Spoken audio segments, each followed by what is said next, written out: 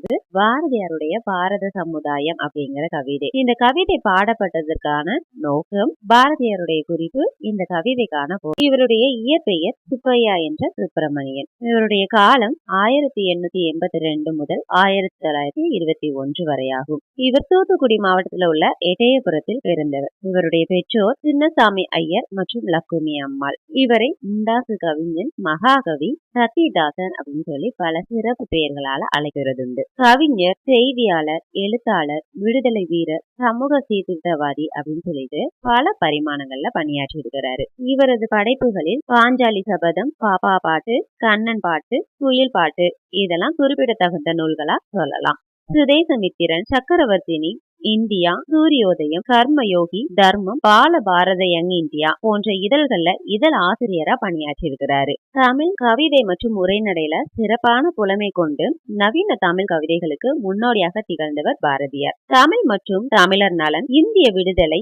பெண் விடுதலை, சாதி மறுப்பு, சமயம் இவை குறித்து கவிதை மற்றும் கட்டுரை எழுதியதோடு தம் படைப்புகளின் மூலம் மக்கள் மனதில் விடுதலை உணர்வை ஊதியவர் பாரதியார். எட்டப்ப நாயக்க மன்னர் இவரது கவித்திறனை பாராட்டி பாரதி என்ற பட்டத்தை வழங்கினார். இந்த பாரதி என்கிற சொல்லுக்கு கலைமகள் அப்படிங்கிறது பொருள். பாரதியார் இந்த கவிதையை எழுதினதுக்கான நோக்கம் என்னவா இருக்கும் அப்படிங்கறத பார்க்கலாம். ஒரு சமுதாயம் அப்படிங்கிறது எப்படி உருவாகும் அப்படின்னா, தனி மனிதன், அவனை சார்ந்த குடும்பம், அதை சார்ந்த உறவு முறைகள், ஊர், நகரம், நாடு, இந்த அமைப்பை தான் நம்ம சமுதாயம் அப்படின்னு சொல்லுவோம். இப்படி உருவாகக்கூடிய சமுதாயத்துல பொருளாதார ஏற்றத்தாழ்வுகள், ஜாதி பிரிவுகள், சமய சண்டைகள், அடிமைத்தனம், விடுதலை, கல்வி, கலைகள், ஒற்றுமை உணர்வு, மனித நேயம் அப்படிங்கிற பல பிரிவுகள் இருக்கும். ஆனா இது எல்லாத்திலயுமே பொது உடைமைங்கிறது இல்ல. ஆனா பாரதியார் பொது உடைமை சமுதாயத்தை தான் பார்க்க விரும்புறாரு. தன்னுடைய கவிதைகள் மூலமா அதை வெளிப்படுத்தவும் செய்யறாரு. அப்படி தோன்றிய கவிதை தான் இந்த பாரத சமுதாயம் அப்படிங்கிற கவிதை.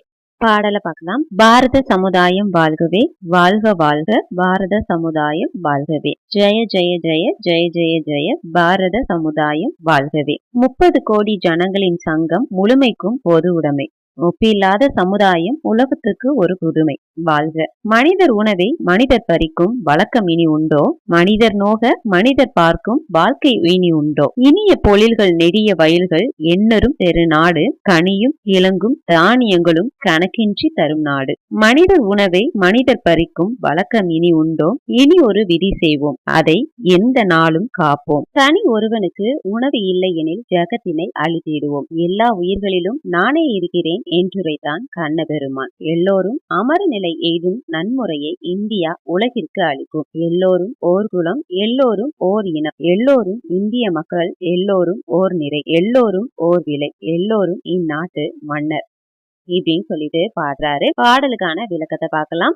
இந்த சமுதாயம் பொது உடைமை இல்லாம இருக்குது, நான் பார்க்கக்கூடிய சமுதாயம் பொது உடைமையோட இருக்கணும் அப்படின்னு சொல்லிட்டு விரும்புறாரு. அதை தான் தன்னுடைய பாடல்கள்ல வெளிப்படுத்தி இருக்கிறாரு. என்னன்னு பார்க்கலாம். இந்த சமுதாயத்துல 30 கோடி மக்கள் வாழ்ந்துட்டு இருக்காங்க. இந்த 30 கோடி மக்களும் உயர்ந்தவன் தாழ்ந்தவன் அப்படிங்கிற நிலை இல்லாம பொது உடைமை சிந்தனையோட வாழக்கூடியவங்க. இந்த பாரத நாடு ஈடு இணை இல்லாம ஒப்பில்லாத ஒரு நாடா இருக்குது. இந்த பாரத நாடானது இந்த உலகத்துக்கே ஒரு புதுமையான நாடா இருக்குது. அத்தகைய நம்மளுடைய பாரத நாடு எல்லா வளமும் பெற்று சிறப்போடு வாழணும் அப்படின்னு சொல்லிட்டு வாழ்த்துறாரு. நம் தேசத்துல வாழக்கூடிய ஒரு மனிதனுடைய உணவு, அவனுடைய உழைப்பு, பொருள், இதை மற்றவன் திருடக்கூடிய நிலை இனிமேல இருக்காது அப்படின்னு சொல்றாரு. அது மட்டும் இல்லாம ஒருவனுடைய மனமும் உடலும் துன்பப்படுறத பார்த்து மற்றவர் சிரிக்கக்கூடிய அவல நிலையும் இனிமேல இருக்காது. மனித நேயமற்ற ஒரு வாழ்க்கை இனிமேல் நம்மளுடைய பாரத நாட்டிலையும் நிச்சயமா இருக்காது அப்படின்னு சொல்லி பாடுறாரு. நாம வாழக்கூடிய இந்த பாரத நாடானது